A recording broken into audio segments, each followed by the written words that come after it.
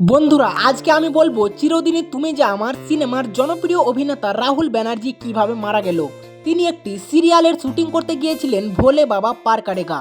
শুটিংটি হচ্ছিল দীঘার সমুদ্র তটে।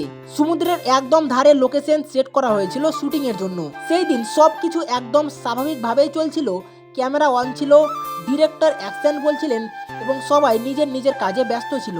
একটা ড্যান্স সিন শুট করা হচ্ছিল, আর সেই সিনটাই ছিল দিনের শেষ দিন, যেটা আর কেউ ভাবতে পারেনি। সবাই চাইছিল শটটা একেবারেই পারফেক্ট হোক। ঠিক তখনই একটা মুভ করতে গিয়ে তিনি হঠাৎ ভারসাম্য হারিয়ে ফেলেন। এক সেকেন্ডের ভুলে আর সব কিছু বদলে যায়, সেটা কেউ কল্পনাও করতে পারেনি। তিনি সরাসরি সমুদ্রের জলে পড়ে যায়। প্রথমে ইউনিটের অনেকেই ভেবেছিল এটা শুটিং এর অংশ, কেউ তেমন গুরুত্ব দেয়নি, কিন্তু কয়েক সেকেন্ড পরেই বোঝা যায় ঘটনাটি আসলেই সিরিয়াস। সমুদ্রের ঢেউ তখন ধীরে ধীরে বাড়ছিল, জোয়ার আসছিল, আর সেই জলের মধ্যেই তিনি ডুবে যেতে থাকেন। কেউ ঠিকভাবে বুঝে উঠতে পারছিল না যে কি করবে। তারপর হঠাৎ করেই চারিদিকে চিৎকার শুরু হয়, সবাই তাকে বাঁচানোর জন্য ছুটে যায়।